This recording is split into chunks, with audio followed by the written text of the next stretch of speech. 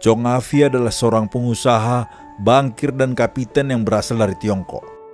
Dia sukses membangun bisnis besar dalam bidang perkebunan di Hindia Belanda, terutama di Tanah Delhi. Karena kesuksesannya itu, Chong Afi dekat dengan para bangsawan di Medan, di antaranya Sultan Delhi Ma'mun al-Rashid dan juga pejabat-pejabat kolonial Belanda. Chong Afi lahir pada tahun 1860 dengan nama Chong Fun Nam dari keturunan suku Hakka di Sungkou, selatan Tiongkok. Sosok Chong Fun Nam akhirnya lebih dikenal dengan nama Chong Afi. Dia berasal dari keluarga yang sederhana. Dia meninggalkan bangku sekolah dan membantu menjaga toko kelontong milik ayahnya. Walaupun hanya mendapatkan pendidikan seadanya, tetapi Chong Afi sangat cerdas dan menguasai cara-cara berdagang sehingga usaha keluarganya cukup sukses. Namun keinginannya untuk lebih sukses membuat Chong Afi ingin mengadu nasib di perantauan. Dia memutuskan meninggalkan kampung halamannya dan pergi ke Hindia Belanda menyusul kakaknya, Ching Yong Hian, yang sudah 5 tahun menetap di Sumatera. Setelah berbulan-bulan berlayar dengan kapal Zoom, Chong Afi tiba di Labuan Delhi pada tahun 1880. Saat itu kakaknya, Chong Yong Hian, sudah menjadi kapiten atau pemimpin orang-orang Tionghoa di Medan. Dia tidak mau menggantungkan hidup dengan kakaknya. Chong Afi bekerja di toko milik seorang Tionghoa bernama Chong Sui Fo. Di toko itu Chong bekerja dari memegang pembukuan, melayani pelanggan, hingga menagih hutang. Ia dikenal pandai bergaul, tidak hanya dengan orang-orang Tionghoa, namun juga dengan orang Melayu, Arab, India, dan orang Belanda. Dengan cepat dia belajar berbicara dengan bahasa Melayu yang menjadi bahasa perantara masyarakat di Tanah Delhi. Selama bekerja di toko Chong Sui Fo, Chong Afi sering berbincang-bincang dengan narapidana Tionghoa di sebuah penjara setempat di Delhi. Kebetulan ketika itu, toko kelontong Chong Sui Fo menjadi pemasok kebutuhan penjara dan Chong Afi sering mendapat tugas mengantarkan barang. Chong Afi menaruh simpati kepada mereka karena kebanyakan orang-orang Tionghoa itu dipenjara karena menjadi anggota sebuah organisasi rahasia. Chong Afi tumbuh menjadi sosok yang tangguh, menjauhi candu, judi, minuman keras, dan pelacuran. Dia menjadi teladan dan punya jiwa kepemimpinan yang tinggi. Dia sering menjadi penengah jika terjadi cekcok antara orang-orang Tionghoa dan etnis lain. Di perkebunan milik Belanda, sering terjadi keributan di kalangan buruh-buruh Tionghoa yang menimbulkan kekacauan. Buruh-buruh Tionghoa di perkebunan banyak berasal dari provinsi Kwantung dan Hokkien di Tiongkok, yang kadang sangat merepotkan pihak Belanda. Karena kemampuannya memediasi, Chong Afi sering diminta Belanda untuk membantu mengatasi masalah-masalah yang kerap terjadi. Akhirnya masyarakat Tionghoa meminta penguasa Belanda mengangkatnya sebagai Wigmister atau kepala kaum bagi orang-orang Tionghoa. Permintaan itu dikabulkan. Chong Afi diangkat menjadi letnan Tionghoa dan ia kemudian pindah ke kota Medan. Pada tahun 1911, Chong Afi diangkat sebagai kapiten Tionghoa, Mayor de Chinese, untuk memimpin komunitas Tionghoa di Medan, menggantikan kakaknya, Chong Yong Hian, yang telah wafat. Sebagai pemimpin masyarakat Tionghoa, Chong Afi sangat dihormati dan disegani karena ia menguasai bidang ekonomi dan politik.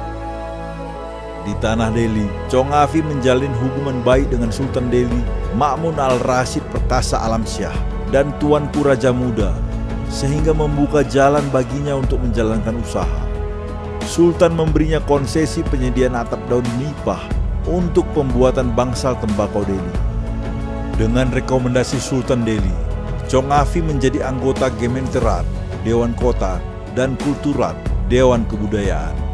Selain itu, dia juga menjabat sebagai penasihat pemerintah Hindia Belanda untuk urusan Tiongkok. Chong Afi dikenal sebagai orang Tionghoa pertama yang memiliki perkebunan yang sangat luas. Dia mengembangkan usaha perkebunan tembakau di Delhi, perkebunan teh di daerah Bandar Baru, dan perkebunan karet Sibulan, serta perkebunan kelapa. Di Sumatera Barat, ia menanamkan modalnya di bidang pertambangan di Sawah Lunto Bukit Tinggi.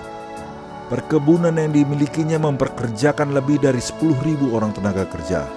Dan luas kebunnya mengalahkan luas perkebunan milik Deli Maskapai yang dirintis oleh Jacob Nanthuis. Bahkan ketika itu, pemerintah Belanda memberikan 17 kebun kepadanya untuk dikelola. Dalam mengelola usahanya, Jong Afi dibantu oleh seorang Belanda bernama Adolf Kamerlingh. Adolf menjadi orang kepercayaan Jong Afi. Di sektor perbankan, Jong Afi bekerja sama dengan pengusaha dari Penang, Tio Tiao Siat, mendirikan Bank Deli pada tahun 1907. Bank ini sangat penting bagi pengembangan usahanya. Kemudian pada tahun 1916, bersama Mayor Ko Kim An, Kapiten Lee Chien Chun, dan kawan-kawan mendirikan Batavia Bank. Jong Afi memiliki sepertiga sahamnya. Bukan hanya di Hindia Belanda, usaha Jong Afi juga melebar hingga ke tanah leluhurnya. Bersama kakaknya Chong Yong Hian, Jong Afi bekerja sama dengan Chang Ping Sih, pamannya sekaligus konsul Tiongkok di Singapura, mendirikan perusahaan kereta api The Chow Chow dan Suwato Railway di Tiongkok Selatan. Karena jasanya tersebut, mereka berkesempatan bertemu muka dengan Ibu Suri, Cixi, istri dari Kaisar Tiongkok Xian Feng di Beijing. Jong Afi dikenal sangat berjasa dalam membangun kota Medan.